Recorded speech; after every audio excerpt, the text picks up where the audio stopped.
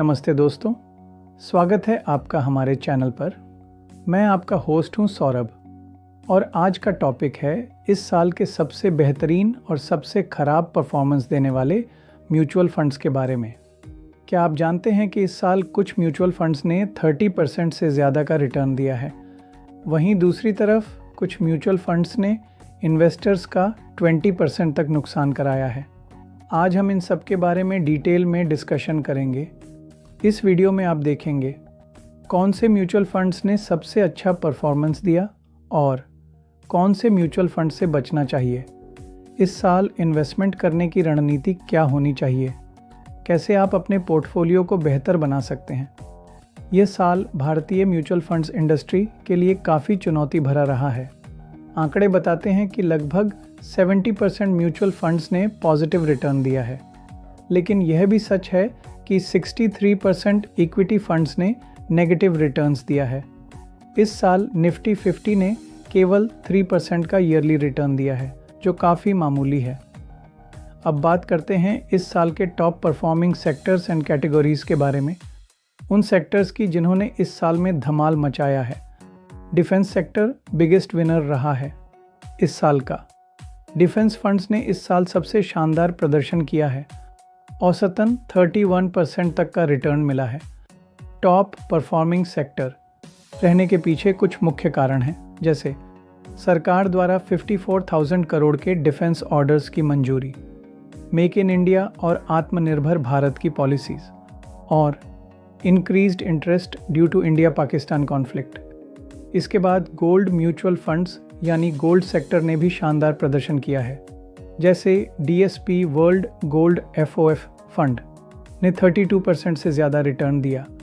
International gold prices बढ़ने से gold sector को बहुत फ़ायदा हुआ। इसके बाद BFSI सेक्टर ने भी अच्छे रिटर्न्स दिए। BFSI मतलब banking, financial services and insurance sector. इस सेक्टर ने इस साल 9% तक का रिटर्न दिया है। इसका मेन रीज़न रहा है इंश्योरेंस कंपनीज़ का बेहतर प्रदर्शन, NBFC सेक्टर में मजबूती और इम्प्रूवमेंट इन डोमेस्टिक कंजम्पशन। अब हम बात करेंगे best performing individual mutual funds के बारे में। डिफेंस कैटेगरी में HDFC डिफेंस म्यूचुअल फंड सबसे बड़ा AUM 7,000 करोड़ के आसपास, 30% से ज़्यादा रिटर्न इस साल। फिर आता है Motilal Oswal Nifty India defence index fund, जिसने 39% तक का रिटर्न दिया है। फिर Aditya Birla SL Nifty India defence index fund, जिसने 38% का रिटर्न दिया है। अब बात करते हैं गोल्ड फंड की।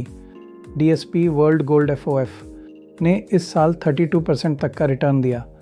LIC MF gold ETF FOF ने 25% तक का रिटर्न दिया है। ICICI pru regular gold savings fund ने 24% का रिटर्न दिया है।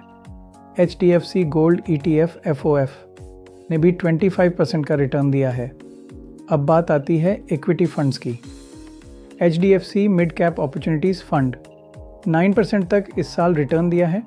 बंधन कोर इक्विटी फंड ने 13% तक रिटर्न दिया है। Motilal Oswal large and mid cap fund ने 8% तक रिटर्न दिया है।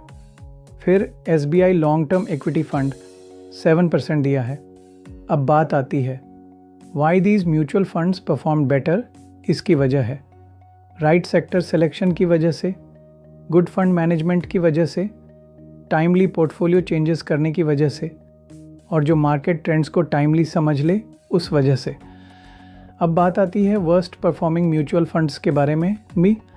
आइए अब उन म्यूचुअल फंड्स के बारे में बात करते हैं जिनसे इन्वेस्टर्स को भारी नुकसान हुआ। These numbers are shocking. Quant mutual fund की कुछ स्कीम्स हैं जिन्होंने इन्वेस्टर्स को डुबो दिया। क्वांट PSU फंड ने -18% रिटर्न दिया। क्वांट मैन्युफैक्चरिंग फंड ने -17% दिया। क्वांट मल्टी कैप फंड ने -13% रिटर्न दिया। क्वांट लार्ज कैप फंड ने -9% रिटर्न दिया। अदर पुअर परफॉर्मर्स की बात हो तो Samco flexi cap fund -21% return दिया। LIC MF small cap fund ने -19% रिटर्न दिया। HSBC स्मॉल कैप फंड ने -17% रिटर्न दिया। Motilal Oswal mid cap fund ने -16% रिटर्न दिया और Samco ELSS tax saver fund ने -16% रिटर्न दिया। जिन म्यूचुअल फंड्स ने IT सेक्टर पर फोकस किया वही वर्स्ट परफॉर्म्ड भी किए। IT म्यूचुअल फंड्स ने -11% से ज़्यादा नुकसान दिया। डिजिटल इंडिया फंड्स भी निराशाजनक रहे। IT फंड्स डूबने के कुछ प्रमुख कारण हैं, जैसे USA के डोज इनिशिएटिव का प्रभाव हुआ है। इन म्यूचुअल फंड्स में इन्वेस्ट करने में क्या क्या गलतियां हुई, फंड हाउसेस से क्या रीजंस रहे पुअर परफॉर्मेंस के। सबसे पहले रॉन्ग सेक्टर बेटिंग करना, market timing mistakes, over concentration risk, wrong decisions by fund managers और इग्नोरिंग मैक्रो इकोनॉमिक फैक्टर्स। अब बात आती है why are some mutual funds are earning 30% and some mutual funds are losing 20% in the same year. एक ही साल में कुछ फंड्स इतने प्रॉफिट में और कुछ फंड्स इतने लॉस में, ऐसा कैसे? What are the reasons behind this? क्या कारण रहा ऐसा? चलिए जानते हैं। सबसे पहले sectoral rotation, different sectors dominate in different years, यानी हर साल कोई ना कोई नया सेक्टर आसमान छूता है। फिर बात आती है थीमेटिक बेटिंग की, जैसे इस साल themes like defence and gold worked well. फिर बात आती है मैक्रो फैक्टर्स की, यानी इम्पैक्ट ऑफ जियोपॉलिटिकल सिचुएशन। फिर बात आती है फंड मैनेजर के स्किल की, यानी वो राइट डिसीजंस ले राइट टाइम पर।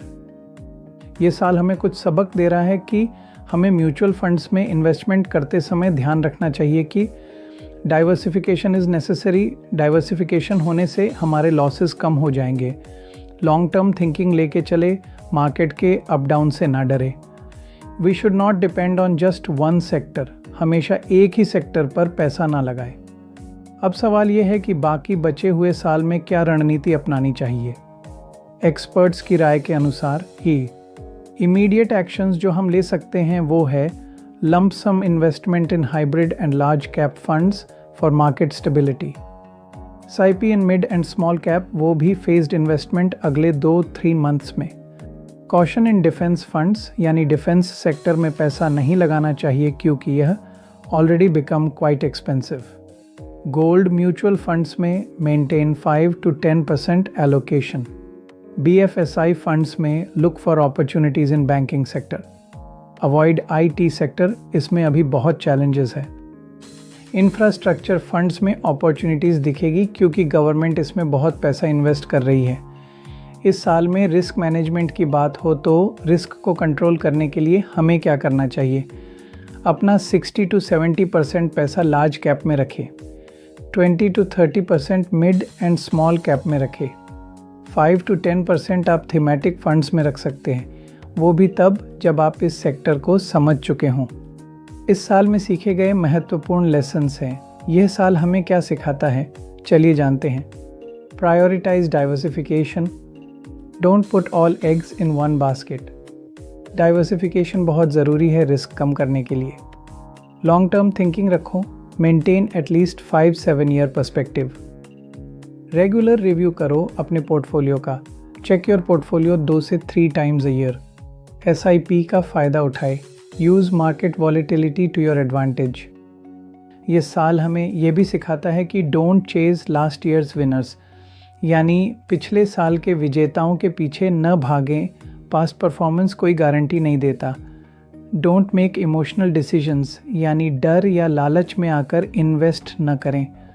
हमें ओवर कंसंट्रेशन को अवॉइड करना चाहिए, यानी don't depend on same AMC और सेक्टर। बार बार स्विचिंग न करें, हर महीने फंड न बदलें। कुछ गोल्डन रूल्स अपने दिमाग में रखें, इन्हें कभी मत भूलिएगा। Time in market is greater than timing the market. जितनी देर आपका पैसा मार्केट में रहेगा वो उतना ज़्यादा ग्रो होगा। दूसरी बात, understand the power of cost averaging. कैसी भी मार्केट हो, SIP बंद ना करे, इससे आपको ही फ़ायदा होगा। तीसरी बात है, always keep tax implications in mind. दोस्तों, इस साल ने हमें यह साबित कर दिया है कि म्यूचुअल फंड्स की दुनिया अनप्रिडिक्टेबल है। डिफेंस और गोल्ड जैसे सेक्टर्स ने शानदार प्रदर्शन किया। वहीं आईटी और कुछ स्मॉल कैप फंड्स ने निराश किया। मेरी अंतिम सलाह, अपने रिस्क एपिटाइट के अनुसार इन्वेस्ट करें, एक बैलेंस्ड पोर्टफोलियो बनाएं, प्रोफेशनल एडवाइस लेने से न हिचकें, धैर्य रखें, यह सबसे बड़ी एसेट है। और याद रखें, investing is a marathon not a sprint. आज के खराब परफॉर्मर्स कल के विजेता हो सकते हैं और आज के विजेता कल स्ट्रगल कर सकते हैं। अगर आपको ये वीडियो हेल्पफुल लगा हो तो लाइक करना ना भूलें, शेयर करें अपने दोस्तों के साथ, सब्सक्राइब करें और बेल आइकॉन दबाएं। कमेंट में बताएं आपका पसंदीदा फंड कौन सा है। Thank you.